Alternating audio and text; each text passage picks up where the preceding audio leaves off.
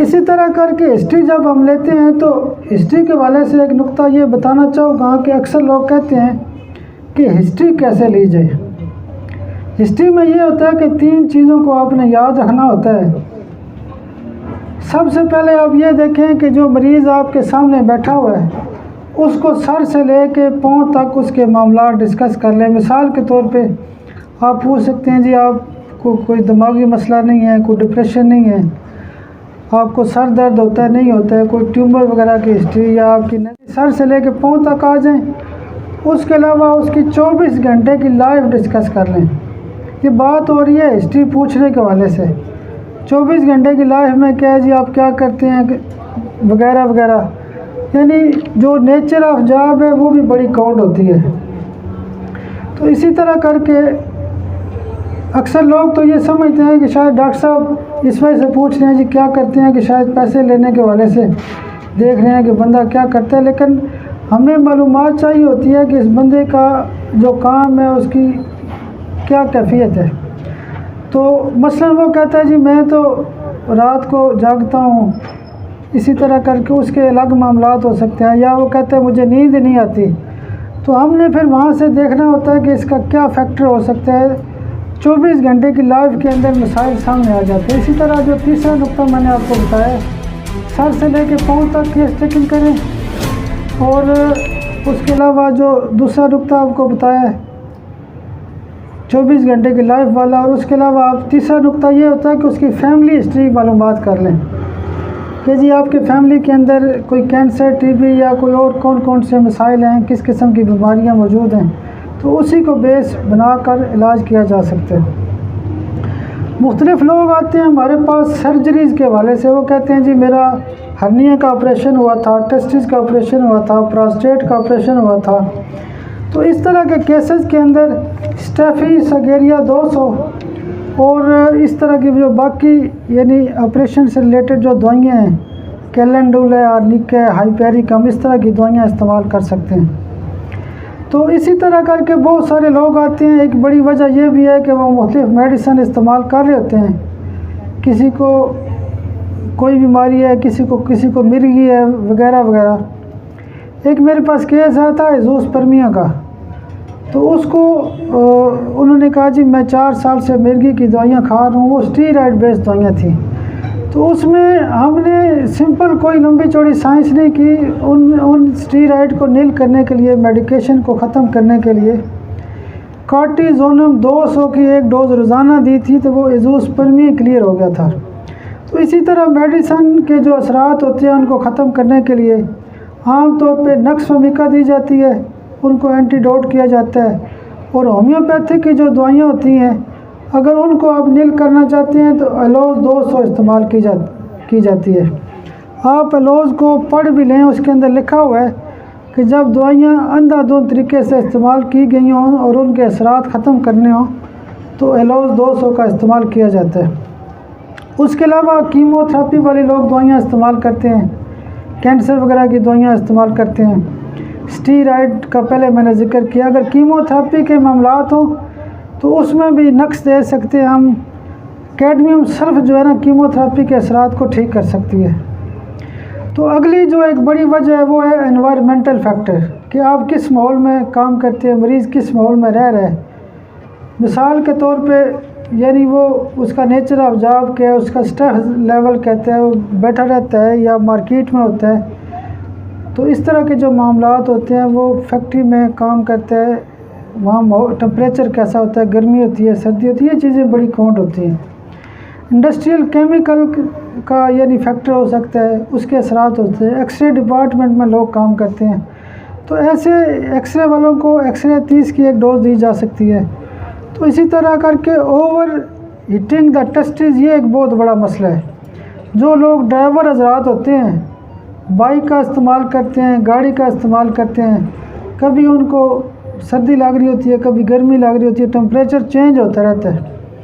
तो अभी भी पिछले दिनों मेरे पास एक ताज़ा तरीन जो केस ठीक हुआ है, वो साहब अटक से आए थे, तो उनका भी इसी तरह बॉडी टेम्परेचर का इशू था। तो उसमें बॉडी टेम्परेचर के हवाले से ये नुक्ता था कि मैंने लंबा चौड़ा उसको नहीं, मैंने एक ही नुक्ता समझा कि इनको यानी टेस्टिस की जो टेम्परेचर बैलेंसिंग है, मैंने मर्कसाल 200 और डल का हमारा 200 मैं रोज़ाना दी थी, तो वो उनका अल्लाह का शुक्र है बहुत अच्छा केस ठीक हो चुका है। तो ये जो बच्चे आजकल यंग जनरेशन हमारी है, ये लैपटॉप को गोद में रख के इस्तेमाल करते हैं, इवन दैन के मोबाइल को भी घंटों घंटों इस्तेमाल किए थे। तो बहरहाल इस तरह के मसाइल होते हैं जो ओवर हीटिंग द टेस्टिस, ऐसे मामलात को भी फोकस करना चाहिए। अल्कोहल का इस्तेमाल बहुत ज़्यादा है, उस वजह से बहुत सारे मसाइल होते हैं।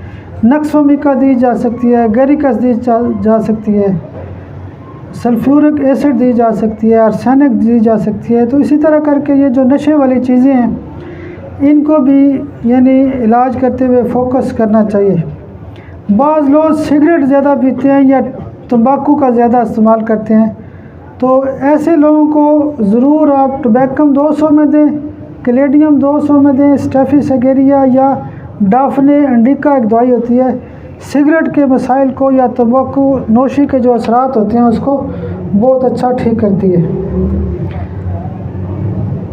उसके अलावा स्ट्रेस फैक्टर मैंने पहले भी बताया कि पाकिस्तान के अंदर स्ट्रेस लेवल बहुत ज़्यादा है। मैं बल्कि अक्सर कहता हूँ कि अगर पाकिस्तान के अंदर बांझपन के हवाले से अगर बहुत बड़ी वजह मालूम की जाए तो वो स्ट्रेस लेवल बहुत ज़्यादा है। स्ट्रेस से मुराद ये है कि जॉब स्ट्रेस है, उसके अलावा घरेलू स्ट्रेस है, उसके अलावा यानी मुख्तलिफ़ किस्म के स्ट्रेस है, माशरती स्ट्रेस है, यानी अगर किसी की शादी हुई है उसको घर के अंदर टेंशन है, ठीक है, उसकी बीवी की उसके मतलब वालिदैन के साथ नहीं बनती, वो परेशान रहता है, स्ट्रेस में रहता है, ऑफिस के अंदर स्ट्रेस में रहता है, इसी तरह उसके ऊपर कोई कर्ज़ है, उसकी आमदन कम है, खर्चे ज़्यादा हैं। तो ऐसे जो स्ट्रेस होते हैं उसमें बाकी दवाइयाँ तो चलो आप इलामात के मुताबिक, लेकिन जो स्टेफिसगेरिया 200 स्ट्रेस लेवल को बहुत अच्छा ठीक करती है। मैं आपको बल्कि यहाँ पे ना स्ट्रेस के हवाले से केस भी सुना देता हूँ। मेरे पास एक साहब आए थे तलागंग से, तो उनकी जॉब बहुत अच्छी थी, तो बड़ी खूबसूरत किस्म की गाड़ी थी उनके पास, पैकेज बहुत अच्छा था, सरकारी तौर पे घर भी मिला हुआ था, तो उनके जरासीम थे 10% एक्टिव थे। तो बाद जब सारी मालूमात की तो कहते हैं जी अल्लाह का बड़ा शुक्र है, मैं बड़ा खुश हूँ, फिट हूँ, ये वो। जब स्ट्रेस की बात हुई कहते लगे कि हाँ डॉक्टर साहब एक मसला है कि मुझे कंपनी की तरफ से बड़ा प्रेशर होता है, स्ट्रेस होता है कि वो कहते हैं टारगेट पूरे करने हैं, वो स्टाफ भी नहीं सुनता, तो मैं कई दफ़ा सोचता हूँ कि जॉब को छोड़ दूँ। तो मैंने कहा जी अल्लाह ने काम कर दिया, तो उनको भी स्टेफिसगेरिया 200 की एक डोज रोज़ाना दी थी, तो 1-2 माह के अंदर उनकी जो रिपोर्ट 60% हो गई थी और कंसीव हो गया था। तो इसलिए स्ट्रेस को ज़रूर फोकस करें कि किस किस्म का स्ट्रेस मौजूद है। वेट के बहुत ज़्यादा मसाइल हैं आजकल मौजूदा दौर के अंदर, जो एक बड़ा मसला है वो वेट का भी है। मर्दों के साथ साथ औरतों का भी वेट तेज़ी से बढ़ रहा है, क्योंकि खाना पीना बहुत ज़्यादा है, ख़ास करके लाहौर में खाना पीना बहुत है और चलना फिरना नहीं है, तो हर बंदा जल्दी के अंदर होता है जी। आजकल यंग जनरेशन से बात करें कि बेटा थोड़ा सा चलते हैं पैदल, कहते हैं नहीं जी बड़ी जल्दी है, बस टाइम नहीं है। तो उसमें ये होता है कि वेट के मसाइल बहुत ज़्यादा हो रहे हैं। वेट को अगर आप अच्छे तरीके से ठीक करना चाहते हैं, ये मेल और फीमेल दोनों के लिए, थायरोडिनम और आरामेट की एक डोज दें CM में, और नेट्रम का 200 और कैलकेरिया का 200 में रोज़ाना दें। आमतौर पे किताबों में लिखा गया है कि कैलकेरिया कार मोटापे की बड़ी दवाई है, लेकिन मेरे तजर्बे के अंदर नेट्रम कार का रिज़ल्ट ज़्यादा है। उसके अलावा फ्यूकस 200 में दे सकते हैं, कैलोट्रोपस एक दवाई होती है, क्यू पावर में इस्तेमाल कर सकते हैं, फिलिक्स मास क्यू में इस्तेमाल कर सकते हैं। जिन मर्दों का पेट ज़्यादा होता है उनको अगर 2-3 महीने फिलिक्स मास क्यू दें तो उनका अच्छा भला पेट कम हो जाता है। तो ये बहरहाल सारी वो बातें हैं जो प्रैक्टिकली तजर्बे की बातें हैं, कोई ऐसी चीज़ नहीं है कि जो किताबी लेवल पे मौजूद हो। जो मैं रोज़मर्रा की प्रैक्टिस में चीज़ें इस्तेमाल कर रहा हूँ उनके नुकात आपसे शेयर करूँ। तो वेट के हवाले से अगर आप ख़वातीन को वेट कम करने के नेट्रम कार्ब देंगे तो वैसे भी बांझपन की बड़ी दवाई होती है। तो इसी तरह डायबिटीज़ के बहुत ज़्यादा मसाइल हैं। डायबिटीज़ बुनियादी तौर पे क्या है कि यानी चलना फिरना ख़त्म हो गया, उसी को हम कह सकते हैं, उस वजह से शुगर होती है। तो जिन लोगों को शुगर होती है, शुगर का जो 99% हल होता है वो बिल्कुल अभी भी मौजूद है। मेरे तमाम जो शुगर के पेशेंट होते हैं, मैं उनको पाबंद करता हूँ कि आधा घंटा खाली पेट आपने वॉक करनी होती है। जो लोग खाली पेट वॉक करते हैं तो उनके फैट्स ज़ाहिर ख़त्म होते हैं, मोटापा कम होता है, उनका कोलेस्ट्रॉल ठीक होता है, उनका यूरिक एसिड ठीक होता है, तमाम लेवल ठीक होते हैं। सुबह जब हम चलते हैं तो एक कीमती नुक्ता ये है कि ऑक्सीजन लेवल 100 होता है। इसी रोड के ऊपर आप सुबह आएंगे तो आपको ऐसे लगेगा कि मैं शायद किसी गांव में फिर रहा हूँ, लेकिन इसी रोड के ऊपर जब आप शाम को आएंगे तो ऑक्सीजन लेवल 30 होगी। तो ये छोटे छोटे नुक्ते ऐसे हैं कि जो आपने अपनी दवाइयों के साथ साथ मरीज़ों को बताने भी हैं कि शुगर जो है ना बहुत अच्छा ठीक हो सकती है। प्रैक्टिकल के तौर पे आप ये कर सकते हैं कि अगर किसी की शुगर चेक करते हैं, वो फ़र्ज़ करें 350 निकलती है, तो आप उनको कहें जी 1-2 किलोमीटर का राउंड लगा के हैं, दोबारा चेक करवाएं तो वो 100-150 पॉइंट शुगर कम हो जाती है। तो इसी तरह करके खाली पेट वॉक कराएं। और शुगर की जो दवाइयाँ हमने इस्तेमाल करानी हैं उसमें एसिड फास 200, फास्फोरस 30, कार्सिनोसन और ट्यूबर की 1 आध डोज सकते हैं। ताज़ा जो शुगर के 99% केसेस ठीक हो जाते हैं और शुगर 5 से 10 साल के लिए ख़त्म भी हो सकती है। ज़्यादातर शुगर पाकिस्तान के अंदर डिप्रेशन की वजह से है। जो भी डिप्रेशन के केस होते हैं उसमें 3 पुड़ियाँ हर मरीज़ को दें, इग्निशिया CM, नेट्रमोर CM और एसिड फास CM। डिप्रेशन के जो मसाइल होते हैं उस पर लबा एक्टिव हो जाता है और वो कई सालों के लिए शुगर ठीक हो जाती है। तो जनरल केसेस के अंदर आप प्लम्बामेट दे सकते हैं, एलेक्सोनम दे सकते हैं, और बाकी एक दवाई होती है रस अरोम।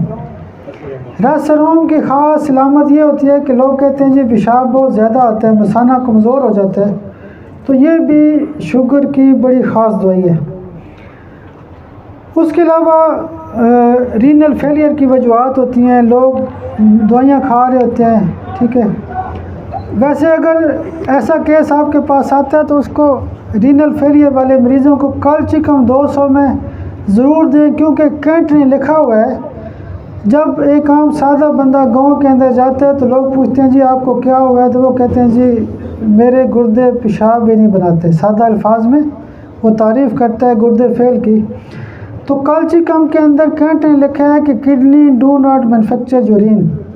तो इसलिए ऐसे बांझपन के केसेस हों जिनकी हिस्ट्री में रीनल फेलियर भी हो तो उनको आप कैल्शियम, लाइको और इस तरह की दवाइयाँ दे सकते हैं, और उनकी जो मेडिकेशन होती है उनको नील कर सकते हैं, नक्समिका या जो भी बाकी दवाइयाँ इस्तेमाल करा सकते हैं। अब हम बात करते हैं मर्दाना बांझपन के वाले से कौन कौन से टेस्ट करवाए जाते हैं। जब भी मर्दों के केस हमारे पास आते हैं तो बड़ा ज़रूरी होता है कि उनका सीमन टेस्ट करवाया जाए, उसके बाद हार्मोन के टेस्ट करवाए जाएँ, यानी सेक्रोटल अल्ट्रासाउंड करवाया जाए, और भी उसके अलावा कोई FNAC टेस्टिस होता है, इस तरह के मसाइल होते हैं। तो मैं आगे जाके इनको थोड़ा वजाहत भी कर देता हूँ। फ़िज़िकल मुआयना भी बाज़ का ज़रूरी होता है, तो इसमें शर्माने की ज़रूरत नहीं। जो मर्द हज़रात होते हैं वो मर्दों को फ़िज़िकल भी देख सकते हैं कि उनकी टेस्टिस के साइज़ कैसे है, ट्रॉफी नहीं है या कोई वेरिकोसील के मामलात नहीं है, हाइड्रोसील नहीं है। तो इस तरह करके ना ट्रॉफी ऑफ टेस्टिस के वाले से जो इलाज है मैं आगे बता देता हूँ। सीमन टेस्ट बड़ा मरकज़ी टेस्ट होता है। ये वो टेस्ट है जिसने पाकिस्तान भर में मुझ जैसे बंदे को बड़ा यानी एक हौसला दिया है, और मैंने सोशल मीडिया के ऊपर सीमन टेस्ट के वाले से बहुत ज़्यादा यानी अपने तजर्बात बताए हैं। आपके पास सीमन टेस्ट आता है, उसमें बड़ा ज़रूरी होता है कि टोटल काउंट को चेक किया जाए। टोटल काउंट अगर आपका 100 के लगभग नहीं है तो उसको आप समझें कि टोटल काउंट कम है, क्योंकि जब टोटल काउंट सही नहीं होगा तो वो एग को पेनिट्रेट नहीं करेगा। टोटल काउंट का अच्छा होना ज़रूरी है। हम अक्सर क्या करते हैं कि WHO के मुताबिक जो लेवल होता है 15 मिलियन का, लेकिन उसमें मसाइल ये होते हैं कि वो फिर केस फंसे रहते हैं। टोटल काउंट को बढ़ाने के लिए सिफलिनियम, RMAT कार्सिनोसन, ट्यूबर मेडोरिनम, इनकी एक एक डोज दी जा सकती है। उसके अलावा आरएमएट एक्सरे जो है ना बहुत कसरत से इस्तेमाल की जा सकती है। टोटल काउंट बढ़ाने के साथ साथ अक्सर देखा गया है कि एक्टिव जरासीम कम होते हैं और स्लगश ज़्यादा होते हैं। मैंने ये कई दफ़ा सोशल मीडिया के ऊपर नुक्ता शेयर किया, बड़ा कीमती नुक्ता है, काबिल गौर है कि जब भी हमारे पास मरीज़ आता है तो वो कहता है कि डॉक्टर साहब आज सुबह से तबीयत ठीक नहीं है, मैं बड़ा सुस्त हूँ, एक्टिव नहीं हूँ, आज छुट्टी भी कर ली है, सुबह मैंने क्लिनिक पे आना था तो नहीं आ सका, शाम को आया हूँ उठने नहीं हो रहा। यानी सुस्ती का नुक्ता है, बड़ा कीमती नुक्ता है, काबिल गौर है। हमारे पास जो केस आते हैं उसमें एक्टिव 10 होते हैं और स्लगश 20 या 30 होते हैं। हम बगैर किसी हिस्ट्री के जलसीमियम 200 की डोज रोज़ाना देते हैं। मेरा मौक़िफ़ ये है कि जब बंदा सुस्त हो तो हम जलसीमियम देते हैं, लेकिन जरासीम सुस्त हो तो जलसीमियम क्यों नहीं देनी चाहिए। तो अच्छे भले केस बगैर हिस्ट्री लंबी चौड़ी के ठीक हो जाते हैं। स्लगश ज़्यादा हों तो जलसीमियम 200 बहुत गहरा काम करती है। बाकी जो दवाइयाँ होती हैं उसमें रूट काज के हवाले से यानी आप दे सकते हैं। एक्सरे 30 हर दूसरे तीसरे केस को दी जा सकती है। लाइकोपोडियम दी जा सकती है, बड़ी उम्र के केसेस में लाइकोपोडियम दी जा सकती है। पल्साटीला का एक फैक्टर यहाँ पर यह है कि अक्सर लोग आते हैं वो कहते हैं ख़वातीन के अंदर पल्साटीला बहुत ज़्यादा देखने में आती है, मसलन जी मूड उनका कभी कुछ हो रहा है कभी कुछ हो रहा है। लेकिन एक बंदे के पास 5 रिपोर्टें, एक में एक्टिव 10 हैं, दूसरे में 20 हैं, तीसरे में 30 हैं, चौथे में 15 हैं, पाँचवें में 25 है। यानी रिपोर्ट कभी ऊपर जा रही है कभी नीचे जा रही है। तो जब भी पैथोलॉजी की रिपोर्ट ऊपर नीचे होती है, यानी शुगर कभी हाई हो रही है कभी लो हो रही है, कभी कुछ हो रहा है, कभी यूरिया बढ़ रहा है कभी कम हो रहा है, तो ऐसे केसेस में भी पल्साटीला ही दवाई होती है। अगर वो मजाज के ऊपर काम करती है तो पैथोलॉजी पे भी काम करती है। तो इसी तरह करके सीमेन टेस्ट के हवाले से पस सेल का एक बहुत बड़ा आंसर होता है। पस सेल में कोई लंबी चौड़ी साइंस नहीं है। आप स्लेशिया सीएम में एक डोज दें और स्लेशिया 200 में रोज़ाना एक डोज दें तो बहुत ज़्यादा केसेस इससे से ठीक हो सकते हैं। लेकिन फिर भी अगर कोई मुश्किल केस हो उसमें मेडोरिनम सीएम की एक डोज साथ दे सकते हैं। उसके अलावा एक दवाई होती है सल्फानिलामाइड। आपने देखा होगा कि कई दफ़ा पस सेल न्यूमरस लिखे होते हैं, न्यूमरस। तो न्यूमरस एक साहब को नींद आई हुई है, अगर ऐसे केस आपके सामने आ जाए तो ओपियम 1 mg की डोज दें उनको, उनकी नींद उड़ा कर रख दी। तो ओपियम भी ज़रा बड़ी गहरी दवाई है। ओपियम के हवाले से मैं अपना एक बड़ा ख़ास एक्सपीरियंस शेयर कर दूंगा आपको। तो सीमेन टेस्ट के हवाले से यानी काउंट का भी अच्छा होना ज़रूरी है। एक्टिव कई दफ़ा ये होता है कि सिंपल जो लेबॉर्ट्रियाँ होती हैं उनके एक्टिव होती हैं 40, फ़र्ज़ करें 40 है या 50 है। जब आपके पास कोई मुश्किल पुराना केस आता है तो आप किसी अच्छी लैब का टेस्ट लिखें। अच्छी लैब का जब टेस्ट लिखेंगे तो उसमें आप चेक करेंगे, उसमें रैपिड बाद बिल्कुल ज़ीरो होती है या रैपिड 2-4 होते हैं। यानी आम लैब कहती है कि उनके एक्टिव 50 हैं, अच्छी लैब से करवाएंगे तो रैपिड 0 आ जाते हैं। तो ऐसे मसाइल को भी देखना होता है। रैपिड का नॉर्मल होना वो भी बड़ा ज़रूरी है। तो इसी तरह करके बात हो रही थी सीमेन टेस्ट के हवाले से, तो इसको बड़ा फोकस करने की ज़रूरत है। मॉर्फोलॉजी का बड़ा किरदार होता है। बाज़ औक़ात काउंट बहुत अच्छा होता है, एक्टिव बहुत अच्छे होते हैं, पस भी नहीं होती, लेकिन मॉर्फोलॉजी ठीक नहीं होती। मॉर्फोलॉजी जब ठीक नहीं होती तो मॉर्फोलॉजी को भी ठीक करने की ज़रूरत होती है। हम कई दफ़ा चीज़ों को इग्नोर कर देते हैं। अक्सर आपने देखा होगा कि लैब की रिपोर्ट ठीक होती है, मिसाल के तौर पे मॉर्फोलॉजी में लिखा हुआ है कि 4 से ज़्यादा मॉर्फोलॉजी होनी चाहिए या 80% से ज़्यादा होनी चाहिए। तो वो कई दफ़ा 4 से ज़्यादा को 4 लिखा होता है। तो यानी हर चीज़ को बैलेंस होना चाहिए।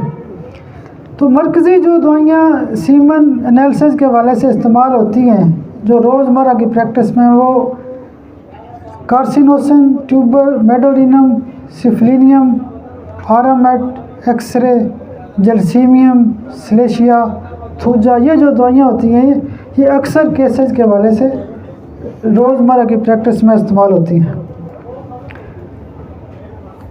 स्क्रोटल अल्ट्रासाउंड जब हम करवाते हैं तो उसमें अक्सर देखा गया है कि वेरिकोसील हो सकता है, तो ऐसे केसेस को वेरिकोसील के हवाले से ट्रीट करें।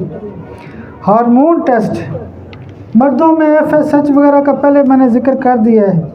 बाज़ केसेस में एज़ोस्पर्मिया जैसे जो मुश्किल केस होते हैं उसमें बायोप्सी भी करानी पड़ती है और एक ख़ास टेस्ट होता है FNAC, ठीक है। उसके अंदर यानी जो टेस्टिस का ये जो टेस्ट होता है इसके अंदर ये पता चल जाता है कि स्पर्म पैदा हो रहे हैं नहीं होते। तो इसी तरह करके FNAC टेस्टिस करवाया जाता है। ओलिगो एस्टिनोस्पर्मिया के अंदर मैंने पहले जिक्र किया, एज़ोस्पर्मिया की बुनियादी तौर पे 4 अक़साम होती हैं।